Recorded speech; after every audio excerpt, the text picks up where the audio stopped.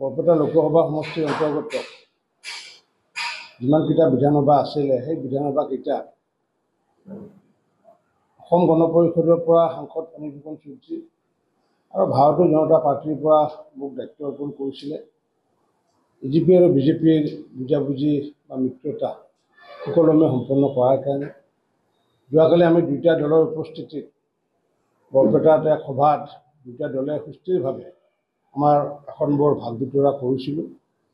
আৰু তাত আমি যিহেতু বজালী যি সমষ্টি বা বজালী জিলাৰ বিষয়টো আমি সবিস্তাৰে যোৱাকালি আমি প্ৰকাশ কৰিব পৰা নাছিলোঁ, কাৰণ আমাৰ আলোচনা কিছু বাকী আছিলে। আৰু সেই আলোচনা আমাৰ যোৱাকালি আমাৰ কেন্দ্ৰীয় সমিতিৰ সাধাৰণ সম্পাদক ধৰ্মেশ্বৰ ৰয় আৰু বজালী বিধান পৰিষদৰ সভাপতি জিন্তু চৌধুৰী ডাঙৰীয়াৰ লগত আলোচনা মৰ্মে আমি এই বজালী সমষ্টিত আমি বিজেপি আৰু এজিপি ঐক্যবদ্ধভাৱে নিৰ্বাচনত অংশগ্ৰহণ কৰা আমি সিদ্ধান্ত গ্ৰহণ কৰিছোঁ।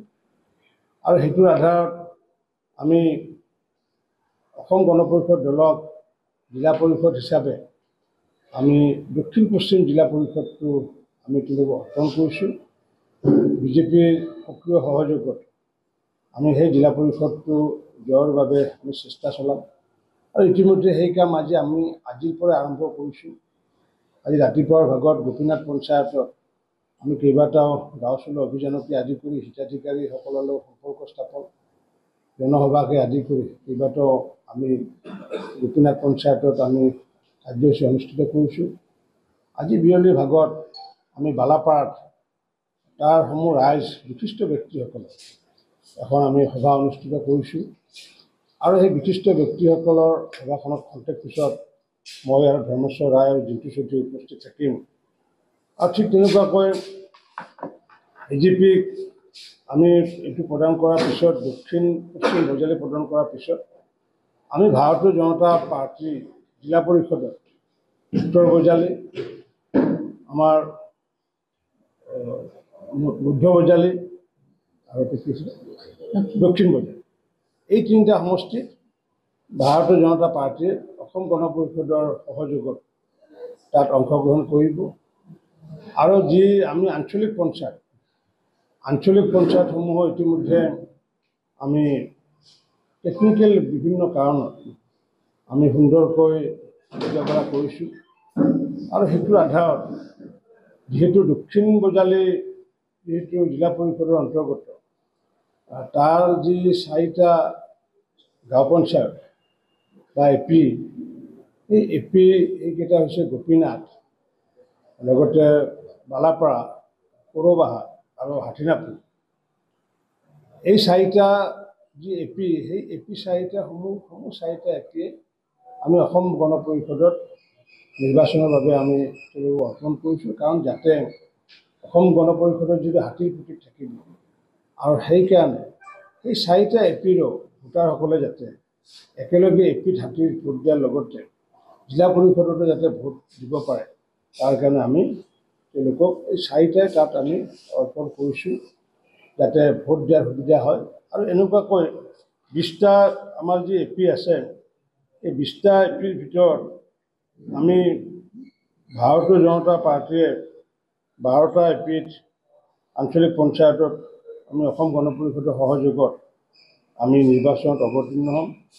আৰু 8টাত আমাৰ অসম গণ পৰিষদ দলে নিৰ্বাচনত অৱতীৰ্ণ হ'ব। আৰু সেইকেইটাৰ ভিতৰত আমাৰ যিটো বাগমাৰা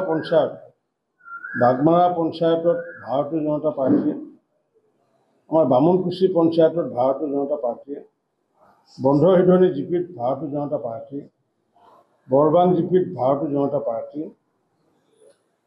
বামুণকুচি বালিপাৰা জিপিত আমাৰ এপিত ভাৰতীয় জনতা পাৰ্টী, ধুমাৰপথাৰ এপিত ভাৰতীয় জনতা পাৰ্টী,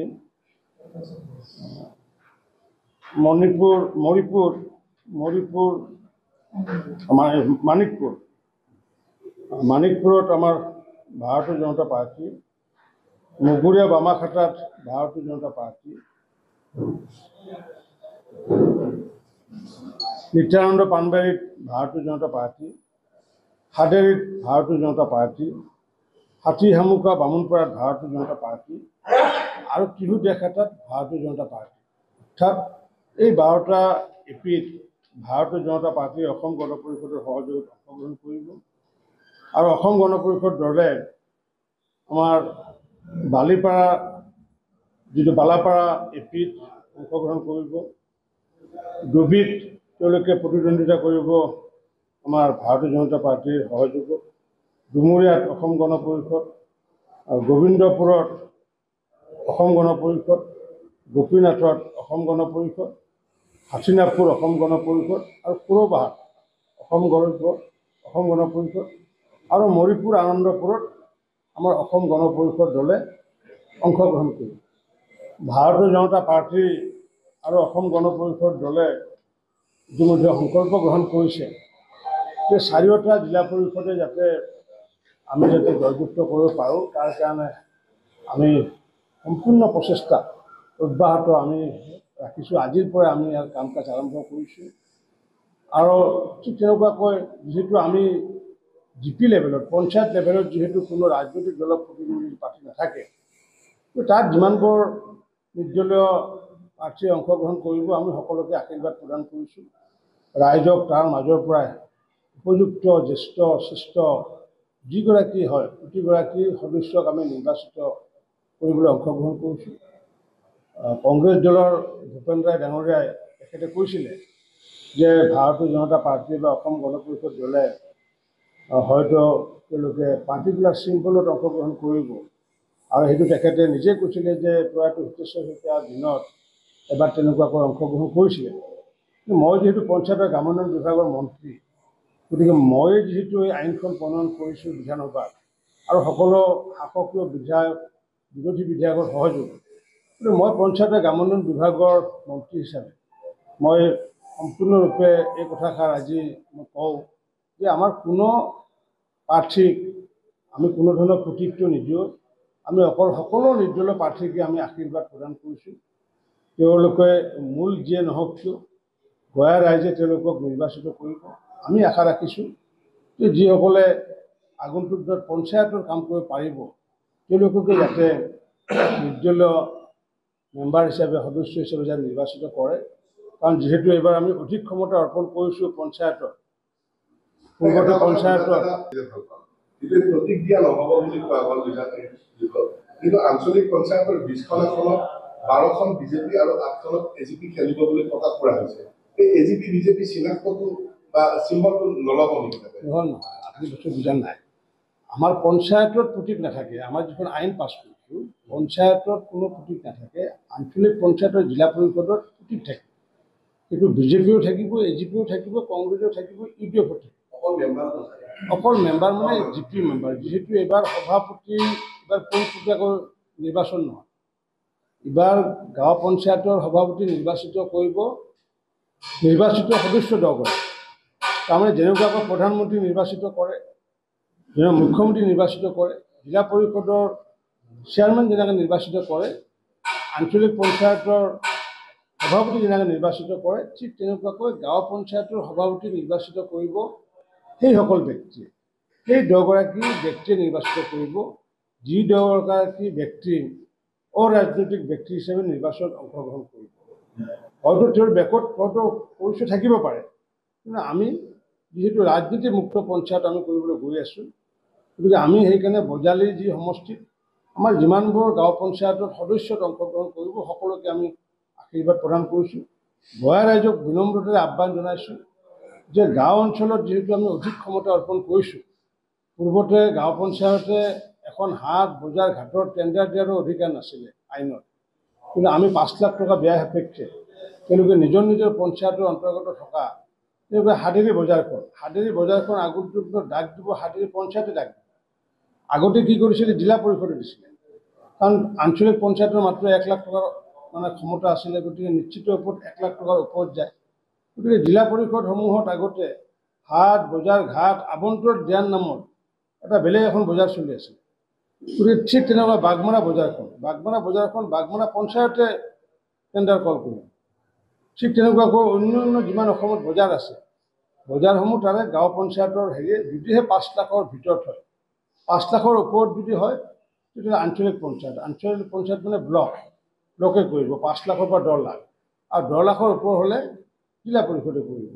গতিকে সেইকাৰণে আমি তেনেকুৱা সুবিধা প্ৰদান কৰিছোঁ, ভাল ব্যক্তিৰ জৰিয়তে পঞ্চায়ত আহি প্ৰকৃত গান্ধীজীৰ প্ৰকৃত গ্ৰাম স্বৰাজ, সেই গ্ৰাম স্বৰাজলৈ আমি ধাৱমান হৈছোঁ মাননীয় মুখ্যমন্ত্ৰী ডক্টৰ হিমন্ত বিশ্ব শৰ্মা ডাঙৰীয়াৰ বলিষ্ঠ নেতৃত্বত। আৰু এইবাৰ আমি আমাৰ ক্ষুদ্ৰ কৃষকৰ ক্ষেত্ৰত কৃষিজাত সামগ্ৰী যিসকলে বহু ব্যক্তিয়ে 4টা নাৰিকল লৈ আনে বজাৰত, পায় তেওঁলোকে হয়তো 40 টকা, খাজনা দিব লাগে 20 টকা। ঠিক তেনেকৈ হয়তো এটেকেলি দৈ লৈ আহে, কিন্তু তেওঁলোকে পায় হয়তো 40 টকা, খাজনা দি যেতিয়া দিব লগা হয় 20 টকা তেওঁৰ অন্তৰত লাগে। পালং শাক যেতিয়া বিক্ৰী কৰিব আনে 20 মুঠা, পায় 40 টকা, 20 টকা খাজনা দিব লাগে। গতিকে এনেকুৱাকৈ ক্ষুদ্ৰ খেতিয়ক, যিসকলে ব্যৱসায় নহয় খেতিয়ক, তেওঁলোকৰ কৃষিজাত সামগ্ৰী বা দুগ্ধজাত সামগ্ৰী যিসকলে বজাৰত বিক্ৰী কৰিব আনে, তেওঁলোকৰ কাৰণে আমি খাজনা বিলুপ্ত কৰিছোঁ। 1 জুলাইৰ পৰা তেওঁলোকৰ পৰা কোনো খাজনা ল'ব নোৱাৰিব। গতিকে সেইকাৰণে আমি গঞা ৰাইজক আহ্বান জনাইছোঁ, ভাল পঞ্চায়ত গঠন কৰক, আৰু যাৰ কাৰণে আমি প্ৰতীকবিহীন দলীয় প্ৰতীকবিহীন প্ৰতীক থাকিব, সেই প্ৰতীকবিহীন আমি নিৰ্বাচন অনুষ্ঠিত কৰাৰ কাৰণে আমি অংশগ্ৰহণ কৰিছোঁ, আমি আগবাঢ়িছোঁ। ইয়াৰ লগতে আপোনালোকক এটা মই ঘোষণা জনাব বিচাৰিছোঁ, অহা কাইলৈ মাননীয় ৰাজ্যিক সভাপতি দিলীপ শইকীয়া ডাঙৰীয়া আমাৰ এই বজালী সমষ্টিত আহিব। ভাৰতীয় জনতা পাৰ্টীৰ এক কাৰ্যকৰ্তা সন্মিলন এখন অনুষ্ঠিত হ'ব, সক্ৰিয় সদস্যসকলৰ সন্মিলন অনুষ্ঠিত হ'ব ভগৱতী ক্ষেত্ৰত। গতিকে ভগৱতী ক্ষেত্ৰত 11টা বজাত, যিহেতু তেওঁ ৰাজ্যিক সভাপতি হোৱাৰ পিছত প্ৰথমবাৰৰ কাৰণে বজালীত আহি আছে, গতিকে সেই অনুষ্ঠানত মই আপোনালোককো আজিৰ এই সংবাদমেলৰ জৰিয়তে নিমন্ত্ৰণ জনালোঁ।